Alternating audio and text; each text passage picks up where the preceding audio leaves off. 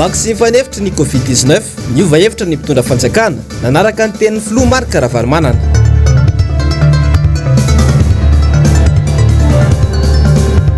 Universitaire n'Antananarivo miato tanteraka ny fampianarana. Transparency International 950 ny vahoaka no tsy mahafantatra ny asan'ny solombavambahoaka. Topolasy topoko vavy ampanajana sy ampitiavana be indray no tsy diako ny tokantranonao amin'ity arivariva ity tonga soindrainao atao anatin'ny fampalalam-baovao ny fahitalavitry ny MBS ka manasanao ampanajana sy ampitiavana izay anaraka ny vaovao hatramin'ny farany. Isataratsika ny fiarahana ary amin'ity arivariva ity tendeo tanterana aminao avetrany ary ny fivoaran'ny valanaretana coronavirus voray tao am-pelatanana tamin'ity androany ity. Omaly 5 Martsa 2020 dia olona 9 indray no nodimandry raha toka 70 ambizato ireo tranga vaovao tamin'ny fitiliana 720 sy 100 natao. Toy izao kosa ary ny fitsinjaran'ireo tranga vaovao ireo 770 teto Analamanga avokoa, 70 Atsinanana, 20 tany Diana, 9 tany Otomatsiatra, 20 tany Boeny, 4 tao Vakinakaratra, 20 tao Sava, 3 tao Atsimandrefana, 3 Menabe, 20 Analanjorofo, 7 Yorombe, 2 tao Itasy, 2 kosa tao Sofia. Arak'izany dia tafakatra 270 no manaraka fitsaboana amin'izao fotoana izao ka ny 720 ambizato amin'ireo no mitondra ny forme grave. Eo amin'izay lafo mavaony vavaon'ny coronavirus izay hatrany dia malona ny firongatry ny valanaretana coronavirus dia nandray fepetra manokana ny teo anivon'ny Université n'Antananarivo androany. Teo ihany koa ny fanaovana fitiliana ireo mpianatra sy mpampianatra indrindra ireo anivon'ny faculté des sciences izay fanampiato ny fampianarana mialoha. Namintsy Velisitraka sy Mateo Princy no nanao ny fanetetiana. Iato aloha ny fampianarana eny anivon'ny Université n'Antananarivo hatramin'ny faraka ambin'ny folo ny volana aprily ho avy izao. Ho an'ny anivon'ny faculté des sciences manokana dia efa hatramin'ny 420 ny volana Martsa teo no nanomboka nampianto ny fampianarana izy ireo no nahitana trangana coronavirus maromaro tamin'ireo mpianatra sy mpampianatra nandalo fitiliana raha ny fanazavana. Fofoka tamin'ny latsinainy angamba izy izay hoe mijanona kely aloha ny fampianarana noho ny fepetra raisiny taona ny aretina ka. Nanomboka tamin'ny 24 mars ka hatramin'ny 6 avril zany nikatona ny tato amin'ny faculté des sciences dia amin'ny 7 avril indray no miverina ny fampianarana. Raha ny vaovao heno aloha dia hoe hanao désinfection salle rehetrarehetra dia mijanona ka mandritra ny 15 jours aloha ny fidirana anaty salle rehetra. Dia vaovao henonay aloha tsy fantako aloha raha ohatra ka marina na ahoana fa hoe misy mpampianatra atao aminay zany voan'le aretina dia miato mihitsy aloha ny faculté anay. Nanamafy izany ihany koa ny sojabe ny faculté des sciences. Natao test fitiliana faobe koa zany ny mpampianatra ny alarobia. Fa ny valiny moa zany mbola tsy hita fa noho ny zavatra efa nisy efa fantatra hoe betsaka ny voa dia aleo aloha najanona fampianarana ka any amin'ny 7 avril zany vao miverina ny fampianarana raha ny tapahanay ato amin'ny science fotsiny zany. Tena hoe statistika moa zany mbola sarotra ny tena hiteny any satria mbola misy test zay mbola tsy nivaly be dia be fa ny efa tamin'ny fotoana andro nanapahana hevitra io efa folo mahery ihany ny mpampianatra hita hoe manana n'le soritsaretina fa nefa testé positif tamin'izay efa misy anaky 3. Mijanona avokoa ny soutenance rehetra sy ny travaux pratiques eny anivon'ireo laboratoire ny université sy izay endrika fampianarana rehetra araka ny fandaminana hoy nambarany sojabe ny faculté des sciences izay vondrona ny sciences naturelles, physique, chimie ary mathématique ka tompona ndraikitra ny amin'izay mitranga ireo izay mbola mini mandika izay voalaza rehetra. Efa nisy note navoakanay zany kasika an'izay satria nivory ny filakevitra scientifique ny faculté tamin'ny talata teo no ny antony hoe efa miabetsaka zany mpampianatra aiahina ovo fa misy moa tena testé positif dia ohatr'izay koa ny mpianatra ary teo ampandraraha koa nefa nisy tena fa testé positif dia hita kokoa le izy zany hoe mivetivety dia mirongatra be eto amin'ny firenena ihany koa nefany fantatra koa fa miakatra be koa le anan'ny coronavirus dia anapahana an'izay roe mpamindrana zay zany dia nanapa-kevitra zay conseil scientifique hoe aleo ajanona aloha ny fampianarana ny zavatra nitapahany siansa aloha zany dia tokony mijanona ny anina pédagogique rehetrarehetra fa raha misy zany ny manao any dia ino moa responsabilité an'zareo indray ny manapa-kevitra. Mbola tsy nahazona fanazavana kosa ho an'ireo université any amin'ireo faritra hafa hatreto. Vaovao avy any Mahajanga kosa indray dia takin'ireo mpitatitra ao amin'ny toby fiantsonana Mahajanga ny amelana azy ireo hiasa malalaka. Efa nisy ny antsoavy nataon'izy ireo tamin'ny tompon'andraikitra saingy dia nandamoaka moa izany. Ny roso tamin'ny dingana avoavo kokoa araka izany ireo mpitatitra tamin'ity androany ity. Nanao ny fanadihadiana samy mamonjy MBS Mahajanga. Fanapa-kevitra sadasada no rasin'ny cherché au boiny hoy ireto mpitatitra tsy mijery no avin'izy ireo fa tery vaimanta no apetraka eto amin'ny gare routière Mahajanga. Hanao taratasy araka izany izy ireo rahana sony ho apetraka eny efan'ny cherché au boiny mba hasiroana sy voan'ny lalàna ty aingana dia aingana indrindra fa nanam-pirenena faefatra. Tonga teto antoerana ny eo anivon'ny zomimpanjifa nanambaran'izy ireo izany etaeta izany. Tena misy antony manokana satria mpanjifa daolitsika rehetrarehetra be dia be ny manjifa ato amin'ity gare routière ty ka araka an'le voaresaka hatramin'izay hoe rehefa misy décision raisin'ny fanjakana dia matetika manabotry ny resaka transport nefa ny transport ilain'ny vahoaka ampiasain'ny vahoaka rehetrarehetra io service public ihany fa ny ndramina reto olona mpanana tomobily raha ny tokony izy ny fanjakana ny karakara transport dikan'izany anjaran'ny fanjakana mijery zay zavatra tsy anahirana hatramin'izay nisy ny confinement rehetrarehetra mbola tsara nahazo ninina ny tato amin'ity gare routière ty na iny ray mandeha sa nisy nahazo vary anareo na nisy nahazo inony zany tsara nisy hatramin'izay na ny fanampanana anazy hoy reto mpitatitra trano dia tsy mety satria maro ireo mandeha amin'ny lalam-pirenena faefatra iny na dia mandeha tongotra azy misy ihany koa nefa dia fampitsaliana izay atao amin'ny vahoaka.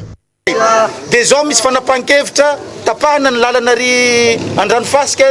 sery ambondromamy nefa tsisy dikany anapahana anazy mandeha tongotra le olona ny victime dia ny transporteur national ihany nefa le zavatra tokony zavatra na dia sakanana raha mandeha ny olona manao dia tongotra inona ny antony anakanana anazy tsy aleo alefa ny national miara mifandinika zany zay zao angataka amin'ny CRC au boiny mba ho révisena les décisions niraisiny zareo ka zay tsy maintsy iona monsieur le préfet sy ny zareo rehetrarehetra amin'ny CRC au boiny dia samby hitondra ny fitarainana. Tsy eo anivon'ny mpitatitra gare routière trany no manana olona rehetra Mahajanga amin'izao fotoana zao fa hatramin'ny bajaj ny artiste sy izay rehetra manana transport makasika an'izay sitrany famovoizana eto Mahajanga izany. Tany amin'ireo fitondram-panjakana ireo hoe mijaly izahay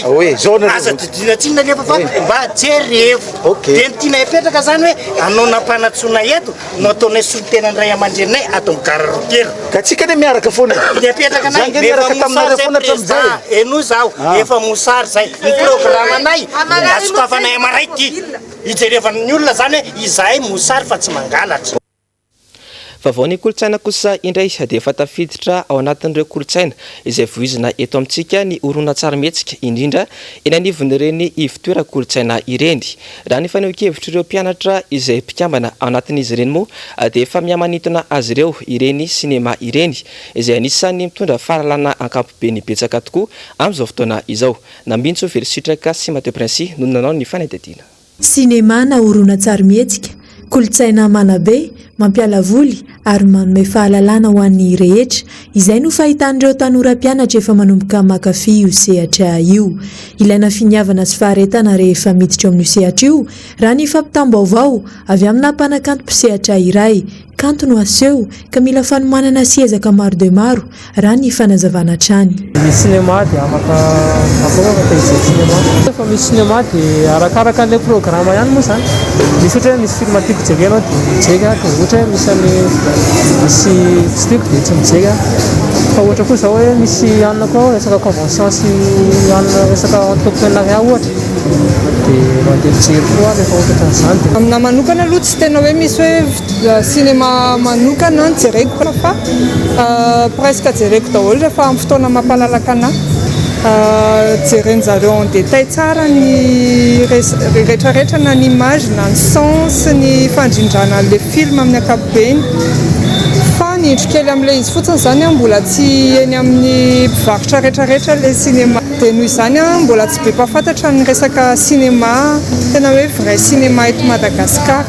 akoatra ny hoe fahitantsika eny amin'ny mpivarotra moa zany mazava ho azy. Raha ny horonan-tsary mietsika malagasy manokana no asindresaka hitan'ireo tanora fa efa miamivoatra sy miamandroso izany. Amin'izao moa surtout ataoko hoe amin'ny gasy zany raha ohatra hoe amin'ny film malagasy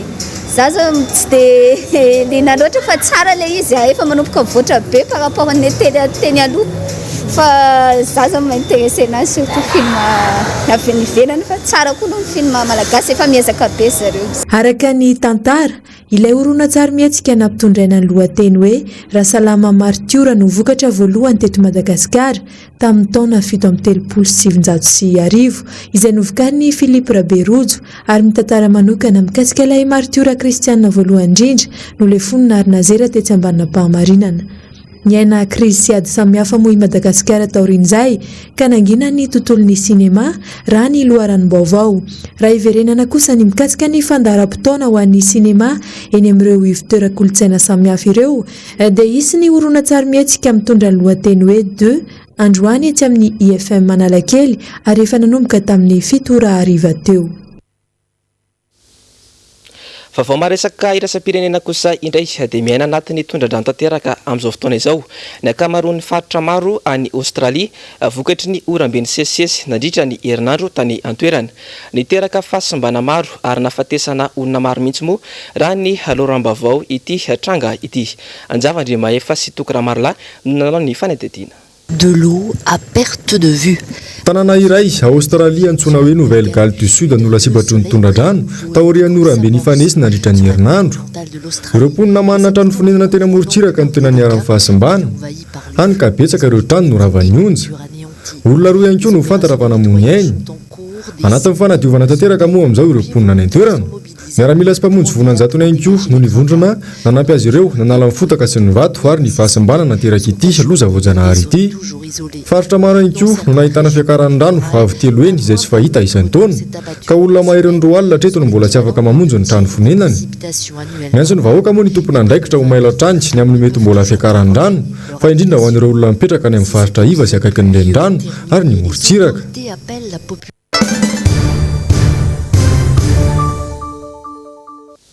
Ny vaovaon'ny politika kosa indray no entsika manohy ny fiarahana amin'ity arivariva ity. Niova hevitra matsy ny mpitondra fanjakana ary laza fa andinika ny amin'ny fanafarana sy ijery izay vaksiny mety amin'ny malagasy iray manontolo hiadina amin'ilay valanaretina coronavirus variant eto Madagasikara amin'izao fotoana izao. Raha tsy aivina dia efa nitaky ny fanafarana vaksiny ny filohan'ny RMDM Andriamatoa Marc Ravalomanana ny 12 Martsa lasa teo. Ny andindiny izay ary eo amin'ny sary sindra ny andry rakoto malala.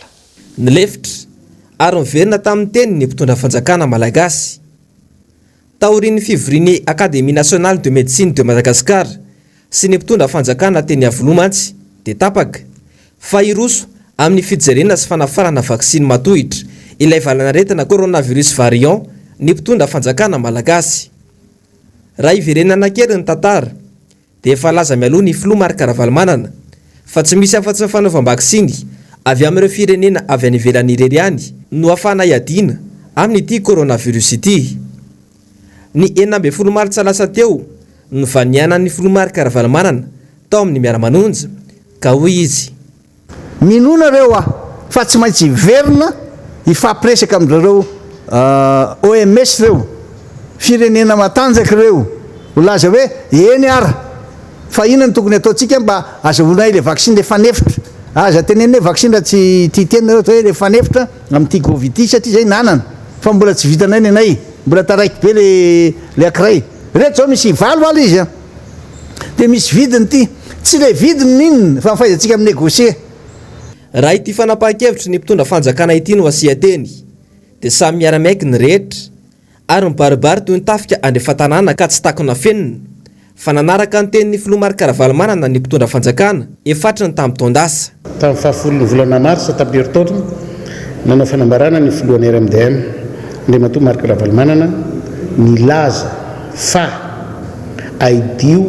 ny sistantsika mba tsy hidirany valanaretina teto a Madagasikara.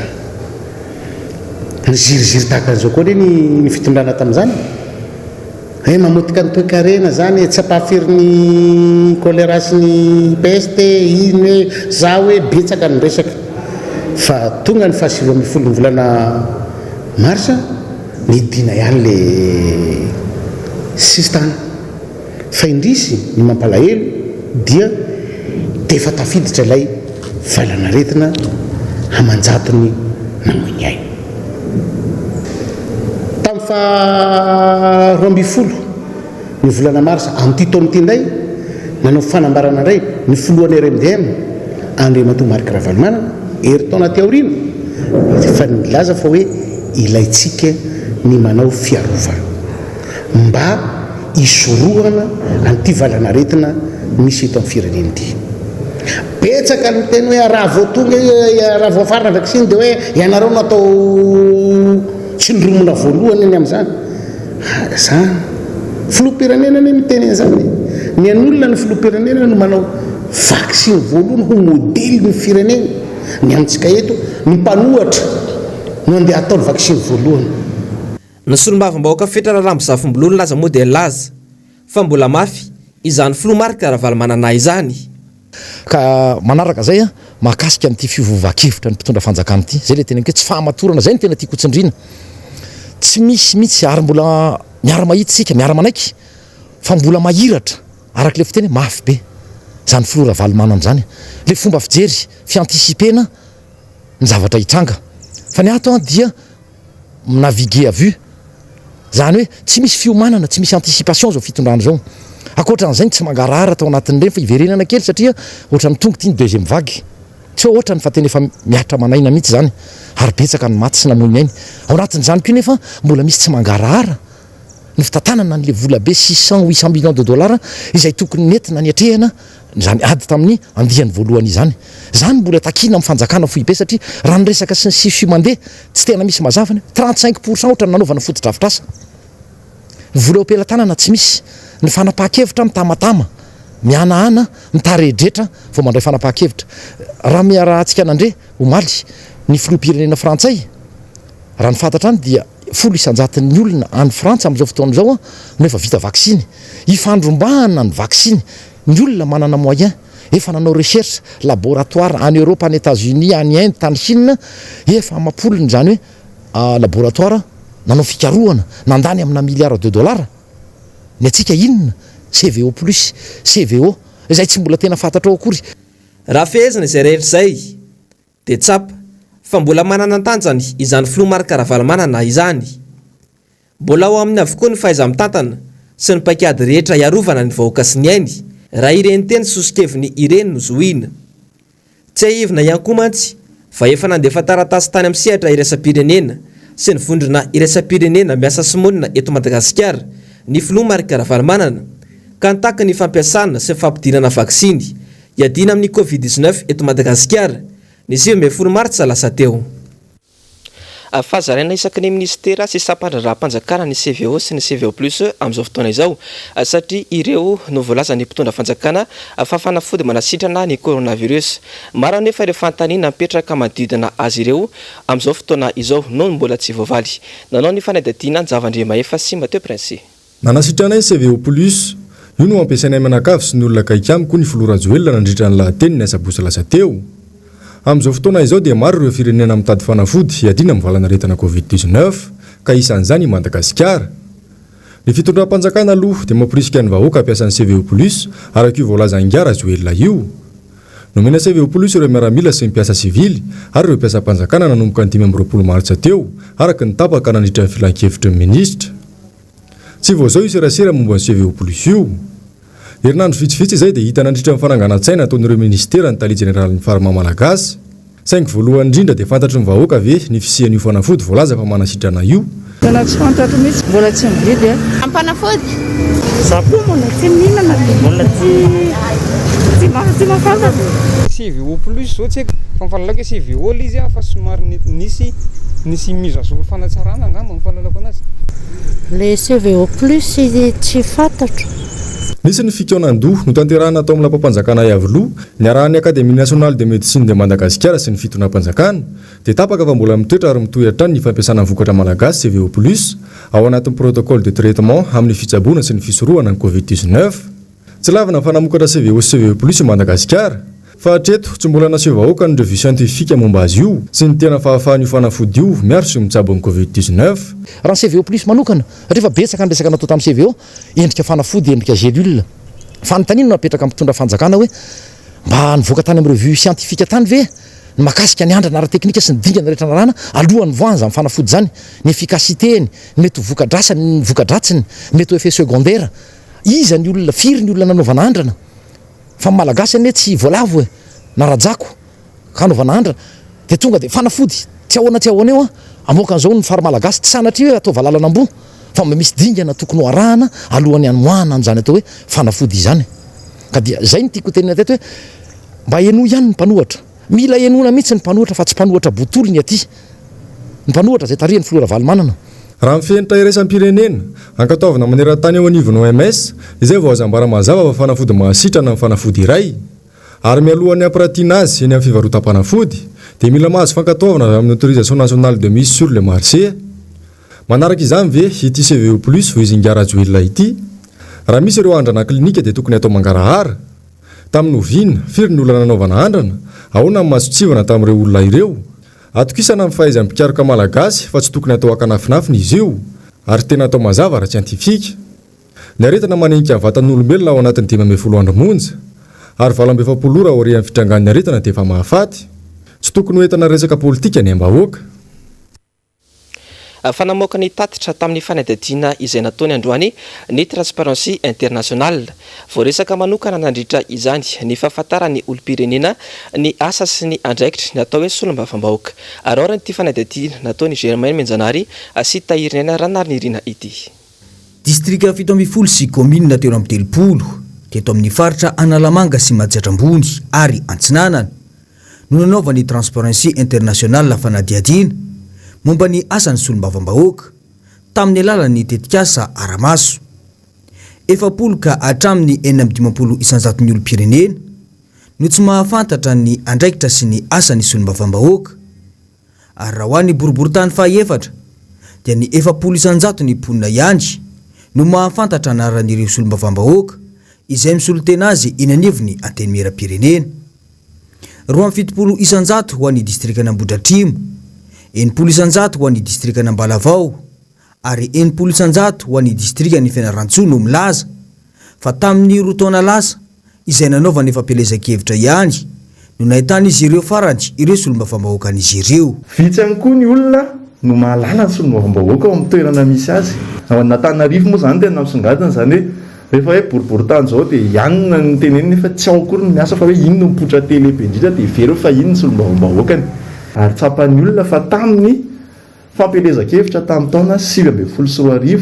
no hitan'ny olom-pirenena fa nifanerasera tamin'ny farany no mafisy ny Transparency International atrany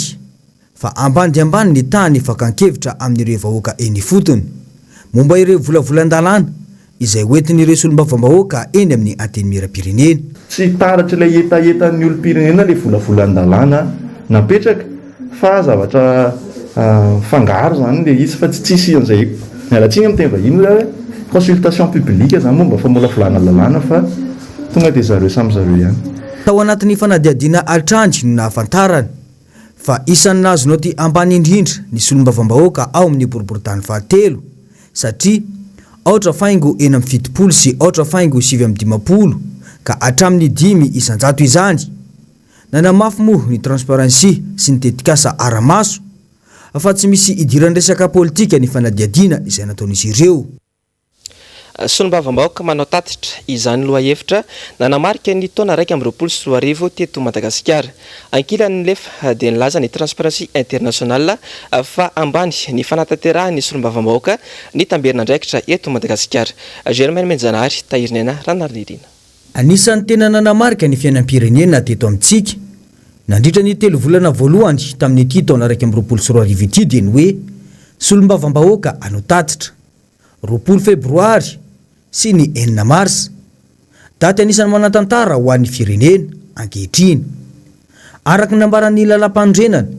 dia andraikitry ny député ny manao tatitra etsy ankilany anefa. Araka ny fanadiadina nataony Transparency International dia 7.9 ny olona nanontaniana ihany no milaza fa efa nanaova ny solombavambahoaka tatitra momba ny lalàna landy teny Tsimbazaza. Midika izany fa ambany dia ambany ny fanatanterahany solombavambahoaka ny tamberina andraikitra. Zany hoe le fanaovana tatitra zany a rehefa nanontaniana ny olona dia 700 ny olona ihany no nahatsapa fa efa nanaovana tatitra zany. Ny tamberina andraikitra dia le fanaovana tatitra zany hoe fahefana nampindramina zany. Ny fahefana rehefa ampindramina dia ny olona mpampindrana fahefana ny tena tompon'ny fahefana fa mpanatateraka fotsiny le olona nampindramina azy zany. Dia eo le mipetraka le izy hoe mbola tsy voabe tsara ny olom-pirenena hitaky an'izay tamberina andraikitra izay ihany koa. Zany hoe ny député na ny olom-boafidy tokony hanatanteraka an'le izy fa ny olom-pirenena ihany koa tokony hitaky hoe tokony hanao an'izay tatitra izay zany amin'ny hoe lalàna lana ny asa vita sy ny asa tsy vita eny anivon'ny antemeram-pirenena. Ny tamberina andraikitra dia fitaovana iray ampiasaina mba hanamafisana ny fampitokisana ny solombavambahoaka sy ny vahoaka izay entina. Ireo fomba na fitaovana ahafahany ireo solombavambahoaka manatanteraka izany dia amin'ny alalan'ny fitsidiana isam-paritra, fivoriam-pokon'olona, fametrahana birao manokana ahafahany olom-pirenena miserasera tsy tapaka amin'ireo solombavambahoaka. Misy tokoa ve ireo voalaza ireo matoy ity fikambanana iraisam-pirenena ity no miantso ireo député ano ny asany amin'ny tokony ho izy. Ny solombavambahoaka avy amin'ny fanoherana aloha no fantatra sy rehefa nanao tatitra saingy vitsy ny avy amin'ny mpanohana fitondrana raha io antotanisa voalaza teo io. Samy miandrandra fahatongavan-tsaina avy amin'ireo olom-boafidy ny olom-pirenena mba hisiny fampitokisana. Fa mahakasika kosa ny fifidianana ny mpikambany CSM dia nitondra ny heviny momba izany androany ny mpisolo vava Willy Razafinjatovo nambarany fa tsy tokony ampidirina resaka politika ny fitsarana ary tokony anana ny fahaleovantena tanteraka. Germain Menjanary tahirinena ranarnirina. Nisy ny fionan'ny filohan'ny République tamin'ireo mpikambany CSM na ny Conseil supérieur de la magistrature de Madagascar omaly. Fihetsika izay mahavarina ny be sy ny maro satria ankatoko ny fifidianana izay hosolotena ny CSM eo anivon'ny fitsarana avy momba ny lalam-pandrenana izy ireo. Ho an'ny maître Willy Razafinjatovo dia ilaina ny fijoroana amin'ny marina ho an'ireo izay mirotsaka hofidiana amin'izany mba hisiny ny fahamarinana eto amin'ny tany sy ny firenena satria andraikitra goavana sy ho avy ny fitsarana malagasy no antom-pisiny CSM. CSM vaovao izy dia te hiatrika an'ireo vaovao zany hoe président de la république sa te anome toromarika zay le hevitra faharoa zany. Le toromarika hoe isy fifidianaka hoe zao atao. Ka za zany mieritreritra fa ny mpitsara dia tsy natao anao politika aloha par définition. Le hevitra faharoa manaraka manko no atahorako sy mampieritreritra anao hoe tsy tiako hoe tonga amin'izay zavatra hoe mampanatsoa ny président zareo mba hahafahany manome baiko hoe ranona sy ranona fidiana fa io metimety aminay zany ozy izy fa satria mpitsara zany araka volazako teo hoe tsy manao politika fa amin'ny président zany mety ho tsaratsara amin'ny président ranona sy ranona no tafiditra amin'ny ACC ao ka izay no atahorako sao dia nisy an'izay. Isan'ny anjara andraikitry ny CSM ny miantoka ny fahaleovantena ny mpitsara, ny fahazahoana antoka ny asan'ny mpitsara ary ny fanamarinana, ny fampiarana ny lalàna fe ny fitsarana sy ny fitsipim-pitondratena ny mpitsara ary koa ny fitsipim-pitondratena hafa izay misy fiatraikany amin'ny asan'ny mpitsara. Andraikitra goavana izany ho iatrany ity mpisolo vava ity. Olona azo ny antoka ireo matony fidiana ka raha ohatra ny fidiana ohatran'izay le CSM na dia mipetraka raha araky ny fanontaniana tamin'ny voalohany teo hoe ny baiko pitolomana napetraky ny filohan'ny république tamin'ny olona reo eny any mba tsy heno an'izany ireo olona reo fa ety ny fieritreritra satria izay mampisara manana l'intime conviction izy ka intime conviction iny etiny hoe ifidianana izay olona eo satria za zany mametraka foana hoe olona tsara reo olombaniny reo matoa nofidiny namany ipetraka eo amin'io toerana CSM satria olona ifehy ny asan'jareo zany ikarakara ny hoavin'ny mpitsara io ka tsy tokony olona fahatany no apetrapetraka eo. Hatramin'ny orany alanay teny amin'ny fohibeny CSM etsy tsara lalàna dia mbola tao anatin'ny fandaminana ny fanatanterahana fifidianana tanteraka izy ireo raha tsy aiviny dia 7 ireo kandida ho mpikambany eo anivony HCC raha toa kosa ka roa ihany no isolotena ny CSM. Nandalo tsirairay teo anivony filan-kevitra ny mpitsara izy ireo ka samy nahazo 10 minitra avy nanaovana fampelezan-kevitra mialohan'ny irosony ireo mpifidy misa 20 amin'ny latsabato. Andrasana kosa arak'izany ny vokatra ny fifidianana. Ny azo antoka aloha dia ho mpitsara mpikambana 9 andrafitra ny HCC, mpitsara 2 avy amin'ny anteny miram-pirenena, 2 hafa avy amin'ny anteny mirandoolona, dia izao mpitsara 2 avy amin'ny CSM. Dia zay ankora itoko lasy sy topoko vavy netiko manakatona ny fampalalam-baovao tamin'ity androany ity hisorakinao nanaraka izany hatramin'ny farany hisoranay koa ny teknisiana sy ny mpanao gazety niara-nisa lahy nanatotosa izao fampalalam-baovao izao. Samy io samby tsarary topoko lasy sy topoko vavy.